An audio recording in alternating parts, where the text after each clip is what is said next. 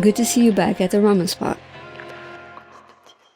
With the prices of subscription services in all forms of media on the rise, and people generally taking stock of if they even need these services in their life, the question often comes up as to if the gaming subscriptions such as PlayStation Plus and Xbox Game Pass are worth the money. Now, Fox and I only play on PS5 and Switch, so we will be focusing more on the PlayStation Network in this video, but I think the major points we will talk about apply to the Game Pass and Nintendo Switch Online as well. There are some obvious major differences between the services, so we will definitely point those out as we get to them. To start off with, I think the question of is this service worth it is a little too broad to answer with just a yes or no, but if that's what you're looking for, let me save you some time and just say that we subscribe to the Nintendo Switch Online plus the expansion pack, which provides online access to multiplayer Switch games plus a pretty large catalog of retro games from Nintendo and Sega systems past, all for $50 a year. And for that service, I would say no, it isn't worth that $50. But let me put a huge asterisk on that and say that that has more to do with the limited nature of the Switch's online social features than of the service itself. We also subscribe to PlayStation Plus's Extra tier, which gives online multiplayer access plus about 3 free games per month, special sales prices, and access to a large rotating catalog of games both from Sony itself and third parties. This service recently went up in price and is now $135 a year.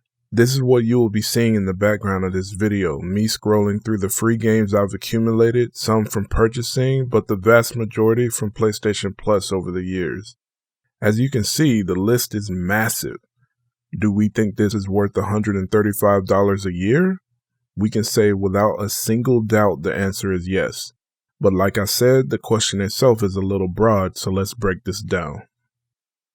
The bottom line is, whether or not you feel like a subscription service is worth it to you depends on your point of view. What people want from the service differs from person to person. For example, some people expect to play brand new releases on their subscription services on the day the game is released and never pay for another new game again.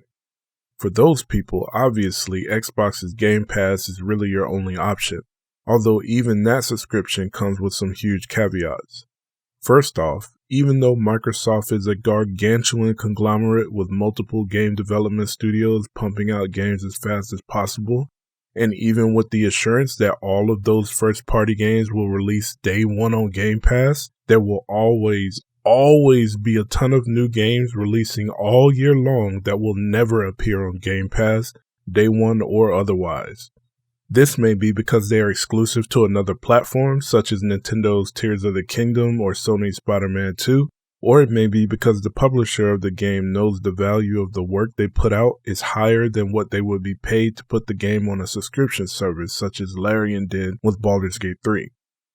Lots of the best games to release all year won't be on Game Pass. It's not a catch-all for every great game that's ever going to come out. Plus, even Game Pass actually sold early access to the biggest game to launch on it so far, Starfield, because they knew even when giving the game for free to subscribers, most of them would pay even more extra to be able to play it a few days early. Such is the power of the hype train. You need to be aware and be okay with all of these things in order for that game subscription price to be worth it to you. Another big part of the value of a game subscription is the back catalog. Actually, this is a bigger part than even the new games coming to the service, because the fact is that there will always be thousands and thousands more great games that are not new than there will be new games coming out. How you feel about these older games is likely to influence your feelings on the value of a subscription service more than any other single factor. What I used to do before is that I would buy used games for cheap, and they would pile up as I either got done with them or never really got to get past the tutorial or the first few hours of the game because it just didn't click, right? So what I really appreciate about the PS Plus system is that you pay basically the price of 2 fully priced games for the year, and you have access to a massive library. And here I'm talking about PlayStation Plus Extra. With the regular PS Plus, you get 2 or 3 free games per month, which is really nice. Some of the games are really cool. With the PS Plus Extra, you really get access to a massive library of games for really good value for your money. So as a consumer, I appreciate it. This massive library of games that is offered in all 3 of the big gaming subscription services is the key here. And also the free games that they give you are always a good opportunity to try a different game or a different genre without having to pay extra for that. And I do appreciate that. Some of the games are smaller, some of the games are just different. There's this game called Dream, which was... I really don't understand exactly how that game works, but I played through a campaign. And it was a trip, and it was just wonderful. It was something else, and I really like it. I really appreciate it. But yeah, I got it for free with the subscription service. I would not have tried this game or bought it otherwise. And the PS Plus Extra library also has really good diversity of games, and they add new games every month too. And it's not just like 2 or 3 games. It's usually like 10, 15. So there's a lot to do and a lot to explore. But for gamers who are really fixated on a specific genre or a specific game, then the library is not going to be worth it for you. And that's okay. That's fine. Exactly. Some people only care about the big new hype release, and the older games that rotate in and out of the subscription service means nothing to them. But for those that appreciate dabbling in new experiences, this is a huge upside to the value of a subscription service.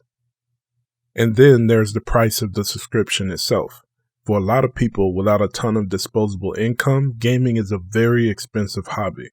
There's the cost of your platform, which can range from a $500 console to a several $1,000 PC, and your accessories, and then adding on $100 or more per year for a gaming subscription service can seem like too much. I mean, when I first dipped into PlayStation Plus Extra a year ago, it was $100 even. So I think that matching inflation, that's an increase of what? All of the Sony subscriptions went up by 30%. I think that's fine. But then again, you need to have the money to be able to pay for that. If you do not have the money to be able to pay for that, you're going to think it's unfair and very expensive. And that is a valid thought. But if we are purely talking about, bang for your buck, it is a very good service. I absolutely agree. Again, even at the higher price, we're talking about the equivalent of the cost of buying just 2 brand new games. Instead, for that money, you get access to hundreds of titles, both new and old, for a whole year. That's more cost-effective any way you look at it, as long as those games that are offered are experiences that you value. If you've been watching the actual video in the background here, you've seen the library of titles I have access to with this subscription. Yes, there are a few games here that I bought at full price because they are just must-plays, but that doesn't really happen often for us. There are so many games on offer here that we got to try because they were available on the service, and although not all of them hit for us, the fact that we didn't have to waste $70 per game to find that out is a tremendous value that can't be understated.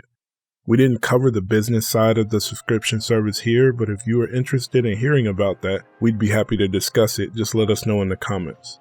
I hope this discussion helped you if you were on the fence about subscribing to a service, or if you were wondering if you were getting the value you're looking for from the service you already have. Thank you for watching.